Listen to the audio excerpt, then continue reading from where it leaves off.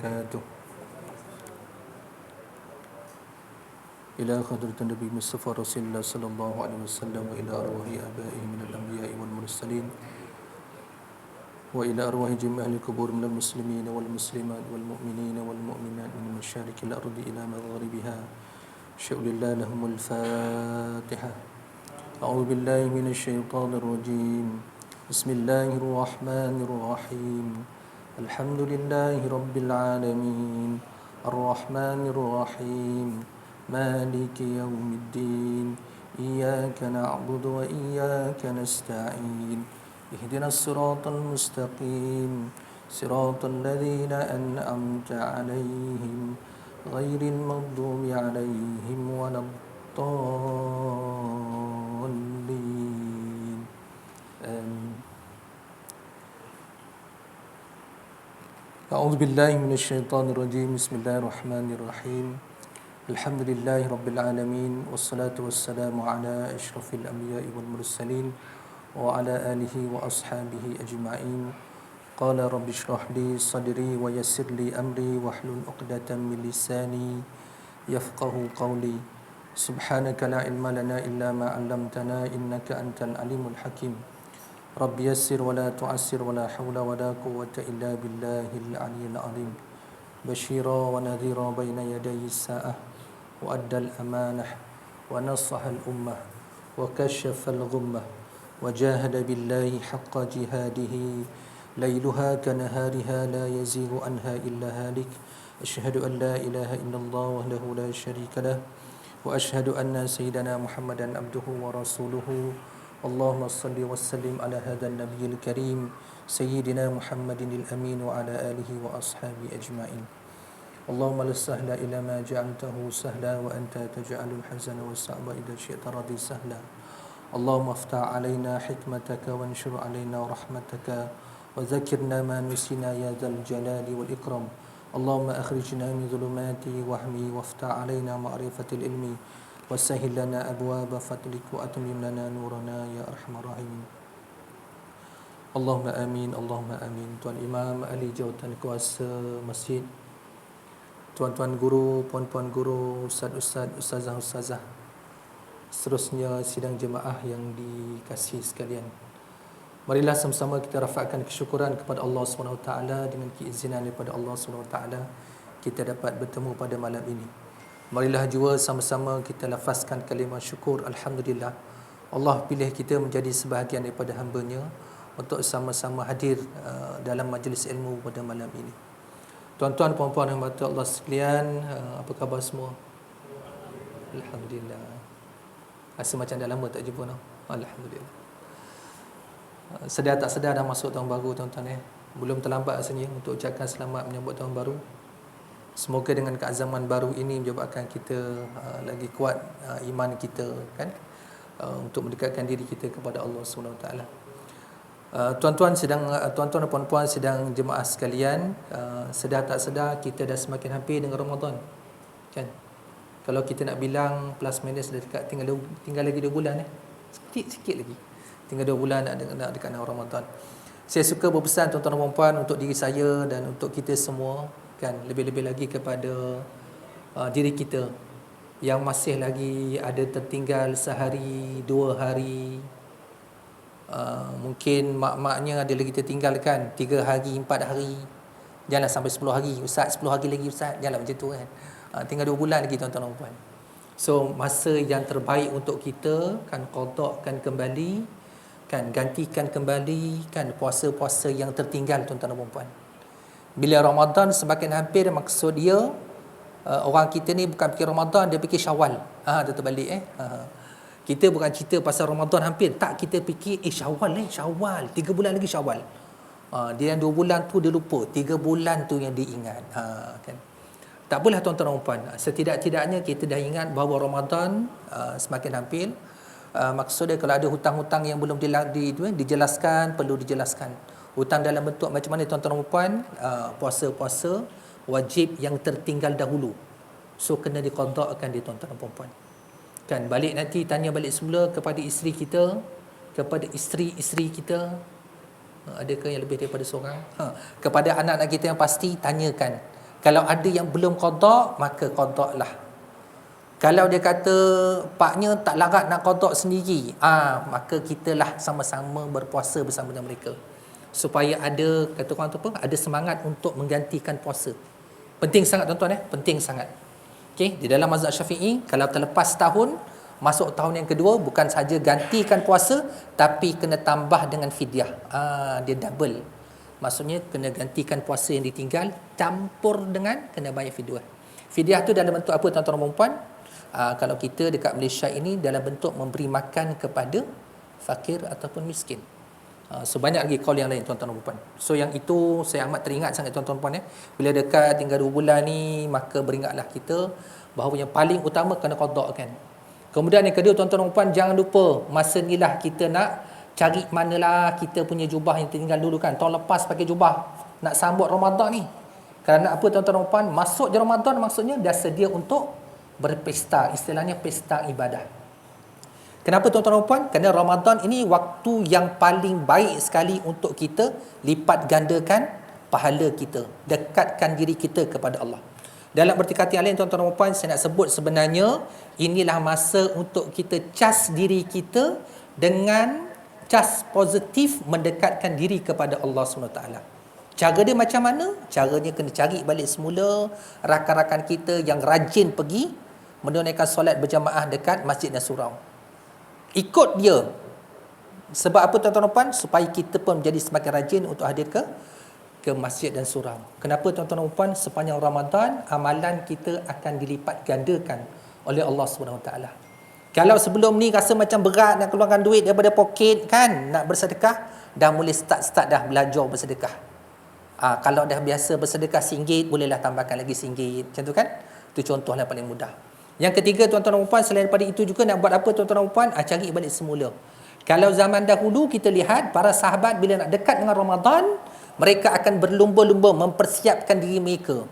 Satu dari sudut apa? Kelengkapan mereka untuk beribadah. So dah sampai masa tuan-tuan dan puan untuk kita cari balik semula. Mana kelengkapan kita untuk kita beribadah? Kenapa? Kita akan maraton 30 malam tahun ini, kita berazam untuk tidak tinggalkan solat sunat. Apa dia tuan-tuan dan puan? Tarawih. Puasa confirm tuan-tuan. Puasa tak payah sebut. Itu wajib. Jangan pula ada nanti bapak-bapak mereka kata, saya ni uzur ustaz, dah tak boleh. Kan? Kita tak nak pula dengar yang macam tu kan. Masuk je Ramadan, tiba-tiba pula gastrik. Ini cerita-cerita lama. Kita tinggalkan. So tahun ni kita nak azam, puasanya cukup. Ya ibu-ibu, yang mana yang memang dah Allah takdirkan kita diberi peluang untuk puasa penuh. Maksudnya dah sampai timing dah tak keluar darah haid, boleh puasa penuh, puasalah penuh. Jangan pula nanti cakap dengan bapaknya, alhamdulillah tahun ni dapat ABC lagi, Allah beri cuti. Kan macam tu. Kadang-kadang yelah dia jadi trik juga tuan-tuan pernah biasa dengar kan ABC, Allah beri cuti. Kan istilahnya. Tapi ada satu lagi istilah yang saya kongsikan kepada tuan-tuan, jangan lupa ni BMW. Ada satu lagi BMW. BMW ni biasa berlaku kepada anak-anak lelaki. Apa maksudnya tuan-tuan dan puan? Belum mandi wajib, hebat. Adik pun tahu kan? Itu istilah maksudnya. Istilah tu memang banyak digunakan. Cuma kadang-kadang kita kena perhatikan anak-anak kita ni jangan pula nanti jadikan alasan untuk Ramadan kenapa tak puasa? Ya, BMW. Tak ada istilah BMW dah. Kan? Maksudnya kalau berlaku juga termimpi malam tadi, terwajib, terkena apa-apa sepatutnya mandi, maka mandi dah sebelum terbit fajar. So benda-benda macam ni, benda-benda yang kita kena ulang-ulang tuan-tuan dan puan. Bila sampai nak dekat dengan Ramadan, bukalah balik semula buka puasa kita. Kan, apakah syarat yang membatalkan puasa? Mungkin telah dikongsikan oleh ustaz-ustaz sebelum ni. Saya nak ulang balik tuan-tuan dan puan untuk ingatkan diri saya dan kita semua. Kan, kita berazam tahun ni puasa kita lebih baik daripada tahun lepas. Tuan-tuan macam mana nak jadi lebih baik? Kalau tahun lepas puasa kita cukup 30 hari, kita punya solat tarawih cukup 30 malam, tahun ini kita tambah ekstra lagi. Apa dia tuan-tuan dan puan? Tambah dengan tahajud. Boleh buat insya-Allah.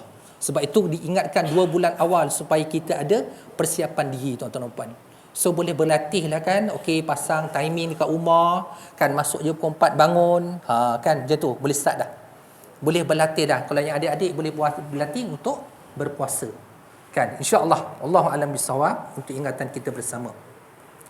Tuan-tuan puan-puan rahmati Allah sekalian, ibu ayah sekalian, kita dah sampai ke muka surat 37, betul Betul InsyaAllah 37. Okey, kita akan start baca muka surat 37. Saya dipahamkan oleh rakan saya yang lepas kita dah habis membaca Asmaullah Al-Husna. Ingat tak agak-agaknya tuan-tuan Kalau kita baca sama-sama boleh ingat tak agak-agaknya? Ingat tak agak-agaknya? Kan? Kalau saya ingat dulu masa saya membaca ni, menghafal Asmaul Husna ni, ketika mana tuan-tuan puan sekolah agama dululah kan. Memang diajarkan nas'aluka ya man huwallah kan sampai habis. Panjang tu kalau nak baca tu. Tapi itulah kaedahnya untuk kita mengingat nama-nama Allah yang mulia ini.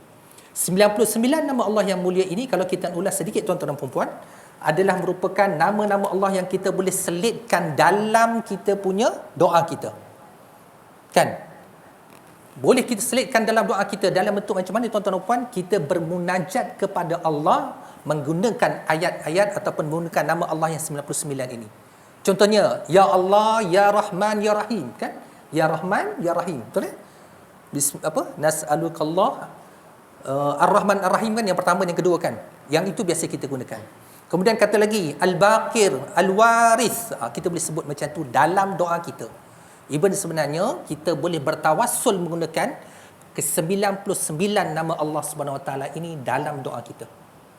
Kan? Bertawassul ni maksudnya macam ni tuan-tuan menggunakan perantaraan nama Allah dalam doa kita untuk memohon sesuatu kebaikan daripada Allah Subhanahu Wa Taala. Untuk mohon sesuatu pertolongan daripada Allah Subhanahu Wa Taala. Yang itu kita dibenarkan. Okey tuan-tuan dan puan dan daripada sini juga tuan-tuan dan puan, inilah pilihan nama-nama yang baik kalau kita nak berikan nama kepada anak-anak kita, kepada cucu-cucu kita. Ambillah nama-nama ini tuan-tuan dan puan. Kan kadang-kadang dewasa ini saya minta maaf tuan-tuan kalau tersebut nama-nama tu, saya minta maaf tuan-tuan dan puan. Kadang-kadang kita namakan anak kita ni ataupun cucu kita ni kan kita gabung jalinkan. Kan nama atuk, nama nenek, nama ayah, nama mak. Gabung jadi satu, itulah nama cucu kita. Bila nak sebut ya Allah kan terbelit lidah kita. Itu tak apa tuan-tuan Cuba bayangkan esok kalau bakal suami dia di depan Tok Kadi nak akad nikah tuan-tuan dan puan. Ini bukan cerita kelakar tapi betul Tuan Haji Itulah cerita dia. Bila Tok Imam henjuk tangan tu dia ketar dia lain macam. Kan masuk karen nak sebut tu kadang-kadang tak terkeluar nama. Itu yang kita tengok kan dalam rakaman-rakaman TikTok kan YouTube. Bila dia henjuk tu dia kata saya terima. Walhal kena jawab tuan-tuan dan puan. So benda-benda ini sebenarnya dia akan mengganggu kita punya emosi dan perasaan kita. Kerana dalam keadaan-keadaan tertentu nama ini akan disebut dengan sebutan yang paling baik. Sebab itu tuan-tuan dan puan, kalau kita namakan anak kita Abdullah, maka sebutlah dia Abdullah. Janganlah panggil Dolah tuan-tuan dan puan. Kan? Kalau namanya Markonah, sebutlah Markonah. Kalau namanya Fatimah, sebutlah Fatimah kan? Fatimah tukar Fatih. Betul Kalau Abu Bakar tukar Ben. Betul ini yang berlaku dalam masyarakat kita. So nama ini melambangkan kepribadian. Sebab tu kita kena sebut dengan nama yang betul. Dan kadang-kadang tuan-tuan dan puan, saya tak tahulah praktisnya macam mana, tapi saya tengoklah kebiasaannya. Dalam handphone kita tuan-tuan, bila kita nak masukkan nama, tuan-tuan tulis nama penuh ke nama samaran? Macam ni tuan-tuan? Nama penuh ke nama samaran? Kalau saya akan bubuh dengan nama ayah dia sekali tuan-tuan puan. Kenapa? Kadang-kadang kawan kita ni namanya sama. Hashim bin Ahmad, Hashim bin Abdullah, Hashim bin Mokhtar. Semua Hashim. Kalau bubuh Hashim 1, 2, 3, kadang-kadang kita lupa. Sebab itu kena bubuh nama dia yang penuh. Kenapa tuan-tuan dan puan? Kerana kita juga suka orang panggil kita dengan nama yang penuh, yang lengkap. Kan? Kalau nama saya Yusni, kan saya suka orang panggil saya Yusni tuan-tuan dan puan. Bukan tak boleh panggil Yus, boleh. Saya akan menyahut juga. Kalau orang panggil saya abang pun saya menyahut juga tuan-tuan dan puan. Tapi kalau orang panggil saya Yusni, saya lebih suka. Begitu juga kita tuan-tuan Betul tak kan? Tapi kita itulah kan bila dekat kampung ni dia ada nama special, betul tak?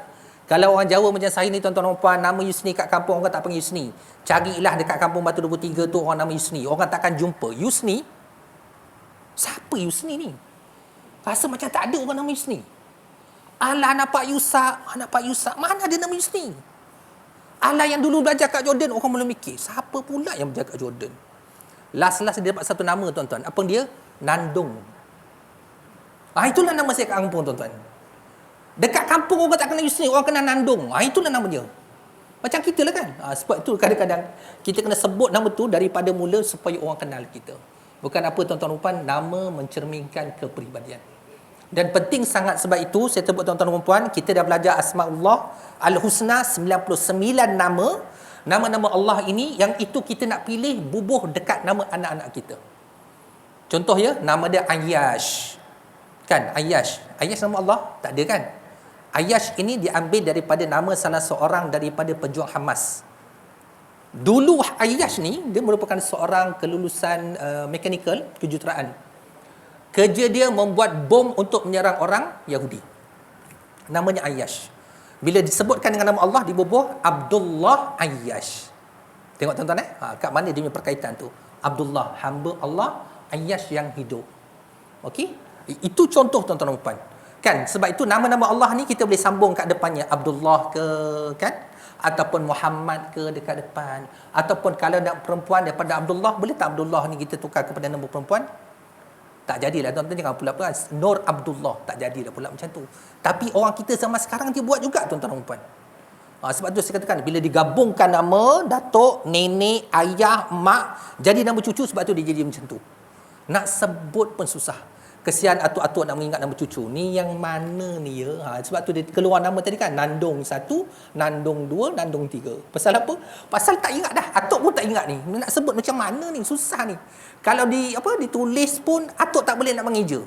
Atuk pula dulu sekolah Arab, tulisannya Jawi, bukan Rumi. Lagilah payah nak mengeja. Macam mana tuan-tuan puan? So kena tengok yang itu. Sebab itu bila kita sampai kepada 99 nama Allah, kan, selain daripada untuk kita tahu apakah maksud dia, kegunaannya tuan-tuan dan puan, saya sebutkan tadi yang pertama untuk kita masuk ke dalam doa kita. So kalau kita bermunajat kepada Allah SWT, kita nak kata, ya Allah berikan aku rezeki. Allahumma ya Razzaq, wahai Tuhanku yang maha memberikan rezeki. Sebutlah apa dia, kurniakan kepadaku rezeki. Boleh tuan-tuan dan puan. Maksudnya bermunajat menggunakan nama Allah, bertawassul menggunakan nama Allah. Kan, itu yang diajar dalam agama yang dibolehkan. So bila pilih nama anak tuan-tuan dan puan lepas ni, rujuk yang 99 ini tuan-tuan dan puan. Namakanlah anak kita. Kalau yang perempuan bubuh Siti dekat depan, kan. Kalau yang lelaki boleh bubuh Siti, boleh Nur, Nurul dan sebagainya. Yang lelaki boleh masukkan Muhammad, boleh masukkan Abdullah, kan. Dekat dia boleh masukkan Ahmad dan sebagainya. Kalau orang Arab kita tanya, siapa nama awak? Dia kata nama Ahmad. Nama ayah Muhammad. Nama atuk Mahmud. Sama je tuan-tuan puan maksud dia. Kan, daripada perkataan ha mim dal. Kan, kalau Muhammad tambah mim. Kalau Mahmud tambah waw. Kan, waw dal Mahmud. So tengok macam mana dia rangkumkan nama tu, kan. Dan orang Arab ni dia suka mengulang nama yang sama. Dia mengulang maksud dia, kalau nama saya Yusni, kan, saya ada anak namanya Abdullah Ayyash, esok cucu saya nama siapa? Nama Yusni kembali. Itu biasa kita jumpa dalam masyarakat Arab. Memang kita akan jumpa begitu sebab itu kalau kita tengok antara keturunan Nabi SAW yang masih hidup sampai hari ini tuan-tuan dan puan, yang kita pun tak perasan sebenarnya adalah keturunan Raja Jordan yang hidup sekarang ni yang ada sekarang ini adalah King Abdullah, Raja Abdullah. Raja Abdullah mengambil sempena nama atuk dia. Dulu atuk dia Abdullah 1, dia pakai Abdullah 2. Macam tu Abdullah, dia pun Abdullah. Abdullah bin Husain, Husain bin Abdullah. Macam tu. So kalau kita lihat tu, banyak dalam masyarakat Arab dia akan biasakan begitu tuan-tuan dan puan. So 99 nama Nabi, 99 nama Nabi pula. 99 nama Allah SWT ini kita boleh gunakan dia dalam kehidupan kita. Bukan sahaja nak baca, tidak tuan-tuan dan puan, selain daripada kita mengetahui, kan, kerana setiap satu ini menggambarkan bahawa Allah SWT bersifat begitu. Tapi sebenarnya lebih daripada itu. Bukan bersifat begitu semata-mata, tapi melebihi apa yang digambarkan. Contoh tadi seperti Ar-Razzaq yang memberikan rezeki. Kan, kenapa disebut Ar-Razzaq? Kan, ada tasydid kat situ. Tasydid dalam bahasa Arab maksudnya mengukuhkan lagi. Kan, memberi rezeki dan pemberi rezeki. Kan lain kan maksud dia kan? Okey, yang itu kita dah belajar, so kita akan tinggalkan itu. Okey tuan-tuan dan puan, saya nak teruskan ini dengan perbincangan kita untuk muka surat yang ke-37. Tajuknya sifat-sifat Allah yang wajib diketahui. Kat situ betul Betul Qala al-musannif rahimakumullah wa nafa'ana bi ulumihi fi daraini Allahumma amin. Sifat-sifat Allah yang wajib diketahui. Pertama, ijmali, maksudnya ringkasan, iaitu seseorang beriktikad dan berpegang dengan iktikad yang pasti bahawa wajib bagi Allah Subhanahu wa taala bersifat dengan semua sifat kesempurnaan yang layak dengan keadaan ketuhanan, dan mustahil atasnya bersifat dengan apa-apa jua sifat kekurangan. So bila kita baca ini tuan-tuan dan puan, maksudnya apa? Bagi Allah adalah sifat kesempurnaan. Yang baik-baik semua adalah milik Allah SWT. Habis ustaz, tak ada yang buruk? Tak ada. Yang buruk tu milik siapa? Milik kita. Sifat yang baik itu adalah milik Allah SWT. Yang maha sempurna itu adalah Allah SWT. Kita kena faham begitu tuan-tuan dan puan. Kan? Sebab itu kadang-kadang bila kita tengok kenapa sebilangan daripada Tok Guru, bila dia berkata, dia bercerita antara dulu yang selalu bercakap begini tuan-tuan dan puan, dikaitkan dengan ilmu mantik, ilmu supaya kita berfikir, adalah Tuan Guru Haji Nik Abdul Aziz Nikmat, Allah yarham. Kalau dia cakapkan, dia kata apa? Allah ni something. Tuan-tuan dan puan, kadang-kadang kita kena faham apa maksud something, quote and quote, bagi orang Kelantan, dan maksud something bagi kita. Bagi kita something tu macam mana tuan-tuan puan? Gedebek. Tak gedebek? Ganah lah maksud dia. Kaki pukul lah tu maksud dia, betul tak? Itu maksud kita. Bunyi Kelantan macam mana boleh keluar Kan itu maksud dia. Tetapi maksud Allah samsin ni macam mana? Allah mengatasi sifat Allah ini, mengatasi kesamsingan. Macam tu boleh tak kita sebut kesamsingan? Keganasan orang yang paling ganas. Allah lebih lagi. Nak cerita macam tu. Tapi bukan dari sudut yang negatif, dari sudut yang positif. Kita nak kata kita bengis, Allah lebih bengis lagi. Nak kata macam tu. Pasal Allah ni maha sempurna demi sifat dia. Sebab tu bila kata Allah itu something, betul. Tapi kesamsingan Allah bukan macam somethingnya kita. Kan? Kita boleh kata something ni nakal lah maksud dia. Betul nakal lah. Kan? Bila kita sebut nakal, nakalnya kita ke arah benda-benda yang negatif. Betul? Itu kita. Tapi bagi Allah tidak. Kalau kita sebut Allah itu nakal, maka nakalnya Allah itu berbeza dengan nakalnya manusia. Sebab itu dikatakan laisa kamislihi syai'. Tidak ada bagi Allah sekutu. Kalau kita kata yadullah fawqa aydihim, tangan Allah di atas tangan kamu. So kalau kita terjemahkan satu-satu tuan-tuan dan puan-puan, kita akan faham begini. Yadun itu tangan, fawqa itu di atas, aydihim ini tangan-tangan kamu. So kalau kita nak gambarkan seolah-olahnya begini tuan-tuan. Tangan. Takkan kita nak kata Allah itu ada tangan. Faham tuan-tuan? So, kita kena terjemahkan dalam maksud yang berbeza. Kenapa? Kerana bagi Allah itu kesempurnaan, tiada baginya sekutu bagi sesuatu pun. Kalau kita kata Allah itu punya tangan, maka tangan Allah bukan macam tangan manusia. Kita kena faham begitu tuan-tuan dan puan-puan. Kan? Kalau kita kata Allah tidak ada tangan, itu maksud dia Allah itu bersifat lemah. Tapi kita tidak boleh gambarkan macam mana rupa tangan Allah itu. Sebab itu para ulama dan salafus salih berpandangan bila sebut yadullah, tangan Allah, fauqa aidihim, di atas tangan-tangan kamu, ayat ini bermaksud ayat mutasyabihat. Ayat yang ada 2-3 maksud. Apa maksudnya tuan-tuan dan puan-puan? Dia tafsirkan sebagai maksud yadun di situ adalah kekuasaan, bukan tangan semata-mata. Sebab itu bila kita baca ayat-ayat yang double meaning, triple meaning ni, kita kena rujuk apa yang ulama sebut. Kerana ulama daripada sejak dulu dia orang dah mengulas. Dan mereka yang mengulas ini terdiri daripada orang yang pakar dalam bahasa Arab. Kan, saya kalau orang tanya taklah pakar mana tuan-tuan dan puan-puan, tapi adalah beberapa ayat Quran bila kita belajar dulu kita masih ingat. Kan, dalam surah Al-Kahfi pun ada diceritakan cerita bagaimana Nabi Allah Khidir alaihi salam, betul tak? Dia pecahkan satu kapal. Kalau tuan-tuan masih ingat cerita Nabi Allah Khidir. Bila dia berjalan dengan Nabi Allah Musa ke Isa tuan-tuan? Isa alaihi salam dalam sebuah kapal, dia kata jangan tanya aku atas apa yang aku buat. Itu syarat nak ikut. Dia kata boleh, tak ada masalah. Tapi bila naik je sampan, benda pertama dia buat, sampan yang dia naik tu dipecahkan. Betul tak? Betul tak? Lepas tu dia cakap wa kana wara'ahum malikun, kerana di belakang sana ada raja yang akan merampas kapal-kapal yang comel, yang elok. Apa maksud di belakang? Kalau kita tengok ayat itu bukan belakang, pasal kapal belakang. Sampan ni bila dia bergerak ke depan, dia tak ada belakang, masuk ke belakang. Kapal bila bergerak dia ke depan, dia tak bergerak ke belakang. Rupanya masuk wara'ahum dalam bahasa Arab, belakang itu adalah depan. So maksud itu kena dilihat dari sudut di mana ia dituturkan, dalam situasi apa dia dituturkan.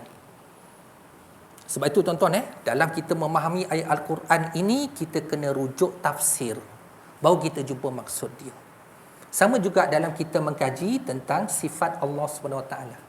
Kan sifat yang wajib bagi Allah SWT, okey, Allah itu bersifat al-kamaliyat, semua yang sempurna itu adalah milik Allah. So yang kurang itu adalah milik kita, kerana kita ini diciptakan oleh Allah SWT. Sebab itu kalau kita baca dalam tafsir, kita akan jumpa hal kejadian manusia. Betul tak tuan-tuan dan puan? Nabi pernah ditanya oleh para tak silap saya tanya kepada Nabi SAW ni adalah orang kafir musyrik. Dia tanya, bagaimanakah kejadian kamu, manusia maksud dia. Dia kata manusia ini dijadikan daripada air.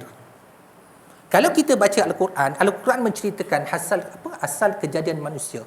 Manusia berasal daripada setitis air, iaitu air mani yang dipancarkan masuk ke dalam rahim seorang perempuan. Memang air. Tapi tidak dijelaskan air apa. Tengok Begitu juga hal kejadian manusia hal kejadian seorang perempuan. Seorang perempuan dijadikan daripada tulang yang bengkok. Kan ada hadis yang kita begitu tuan-tuan dan puan. So kita tengok dari sudut bengkoknya tu bagaimana. Jangan kita gambarkan bengkok macam mana ya? Takkan bengkok macam ni kan? Kalau kita gambarkan begitu, ikut logik akal kita tidak akan jumpa jawapan yang sebenar.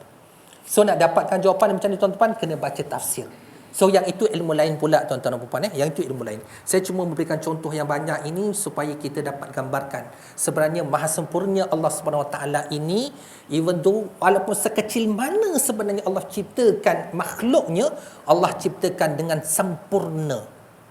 Betul tak? Dengan begitu sempurna.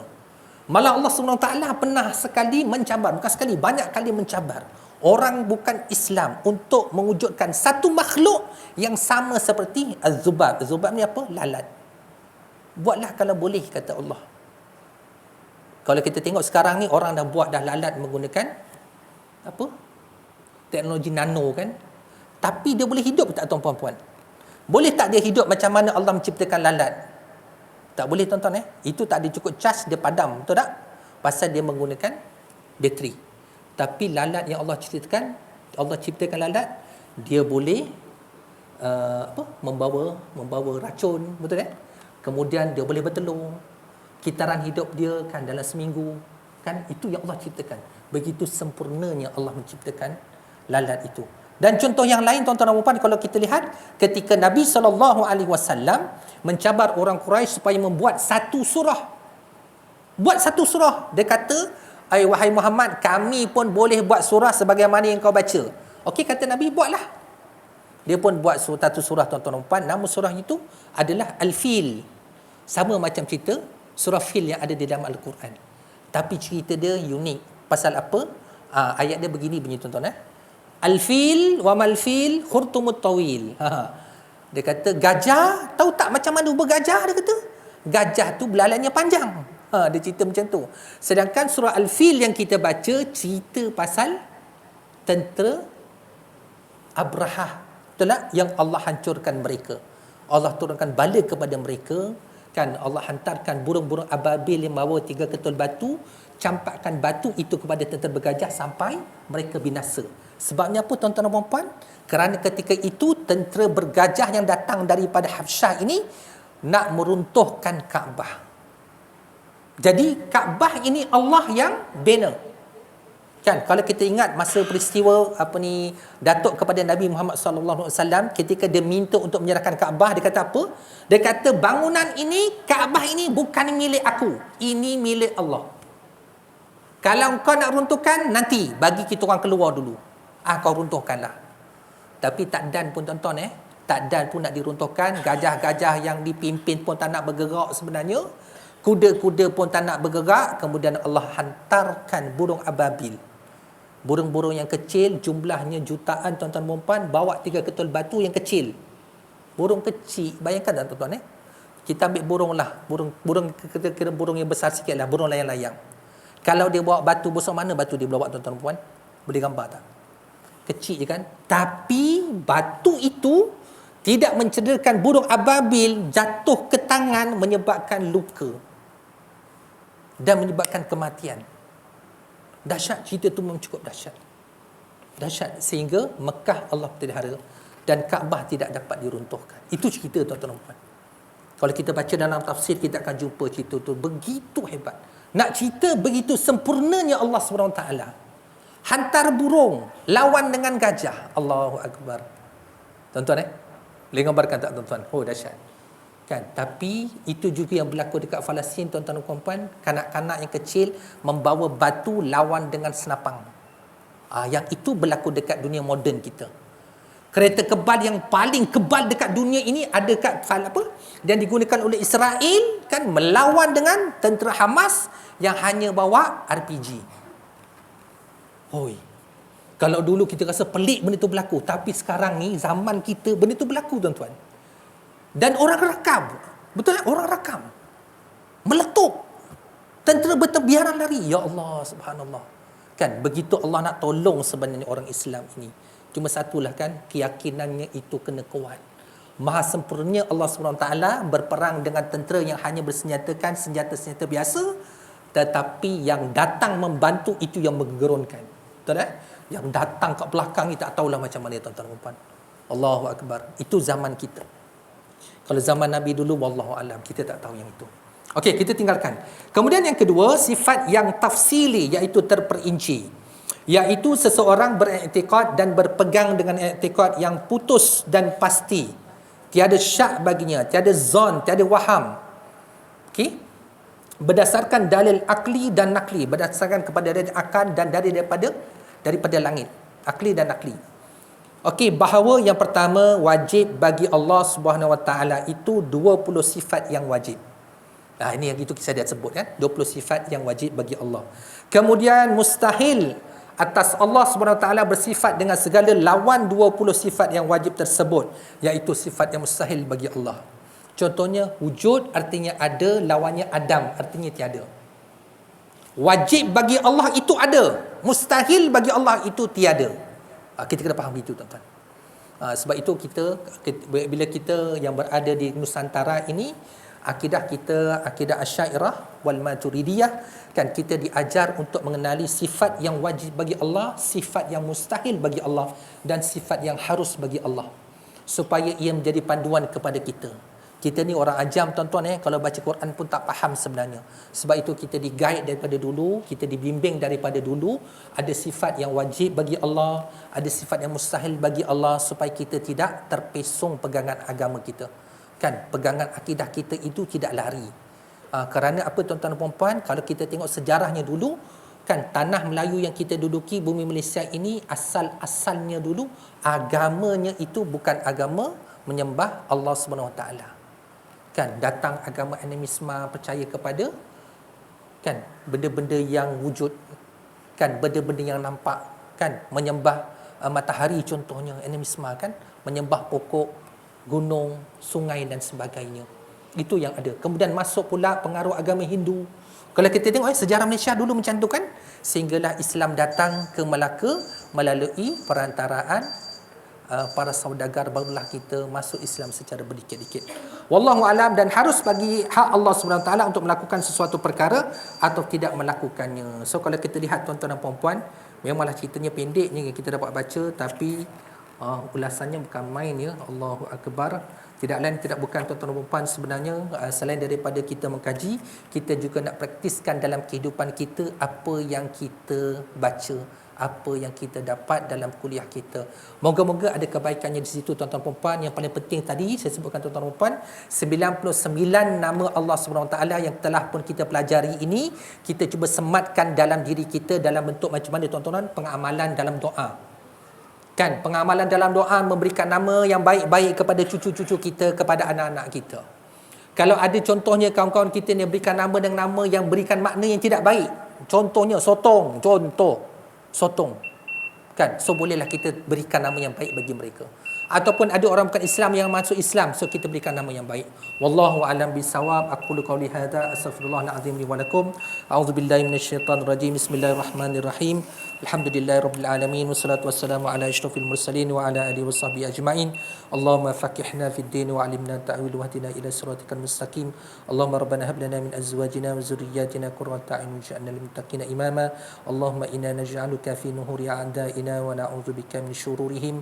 Allahumma baddid syamlahum wa farriq jam'ahum wa shattid kalimatahum wa zalzil aqdamahum wa sallid alaihim kalban min kilabik. Ya Qahhar ya Jabbar ya Muntakim ya Allah. Allahumma ya munzilal kitab wa ya mujriyas sahab wa ya hazimal ahzab ihzimhum wansurna alaihim. Sallallahu ala sayidina Muhammad wa ala alihi wa sahbihi wa baraka wa sallam. Alhamdulillahi rabbil alamin. Bismillahirrahmanirrahim. Subhanakallahumma wa bihamdika asyhadu an la ilaha illa anta astaghfiruka wa atubu ilaik. Wal asri innal insana lafi khusr illa alladhina amanu wa amilus solihat wa tawasaw bil haqq wa tawasaw bis sabr. Sadaqallahul azim. Assalamualaikum warahmatullahi wabarakatuh.